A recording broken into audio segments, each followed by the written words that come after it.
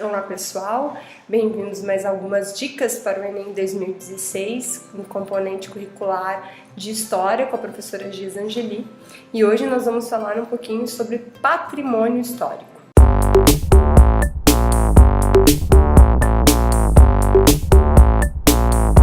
O que é patrimônio histórico? Patrimônio histórico são todos os bens, tá, materiais ou imateriais, que nos ajudam a contar a história de um povo. Tá?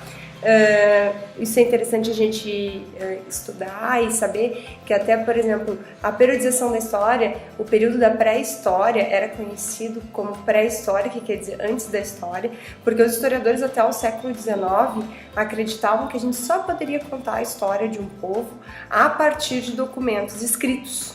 Né? E isso foi se perdendo ao longo do tempo, e hoje os bens materiais e imateriais, eles são sim valorizados na hora de a gente saber, analisar e contar a história dos povos no mundo. O patrimônio histórico hoje ele tem todo um cuidado de preservação, né? E em âmbito mundial nós temos os patrimônios históricos da Unesco. E aqui no nosso país, quem é responsável por cuidar dos nossos patrimônios é o IPHAN, que é o Instituto do Patrimônio Histórico Artístico Nacional.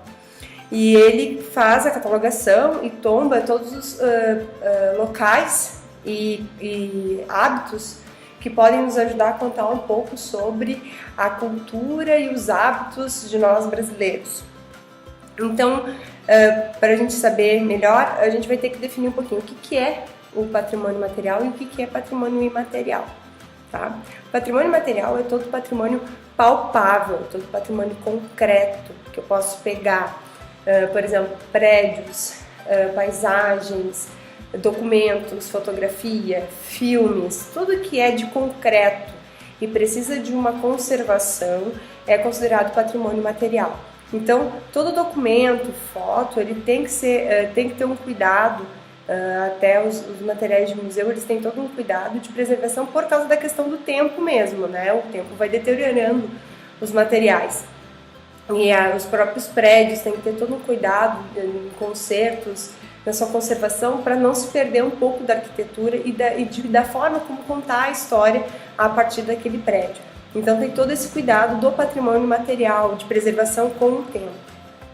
O patrimônio imaterial é tudo de representação e de hábitos das pessoas, tá? Então, festas populares, formas, hábitos de como fazer algo que possam nos contar um pouco da nossa história são considerados patrimônios imateriais.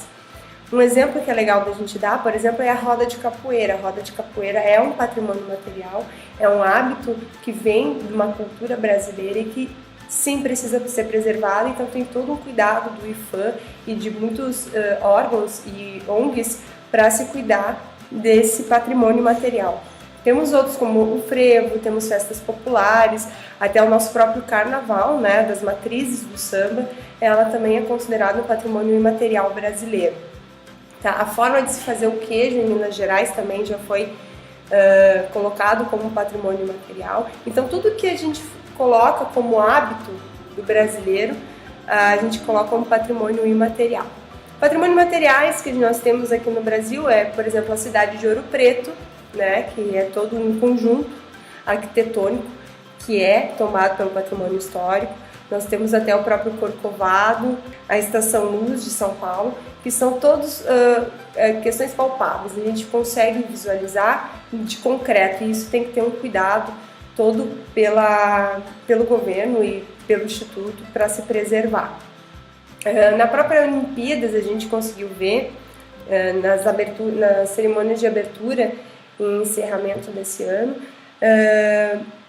representações do nosso país. Então a gente consegue ver que o Brasil ele não é um Brasil de uma representação cultural, de uma forma de cultura. Então nós temos vários Brasis dentro do nosso território, com várias manifestações e formas e hábitos que as pessoas têm. Nosso país é muito grande, então de norte a sul nós temos especificidades, né, entre as pessoas, e isso tem que ser preservado, né, porque o importante da história não são os documentos em si, mas sim o que eles podem nos falar sobre as pessoas que viveram em determinado momento da história.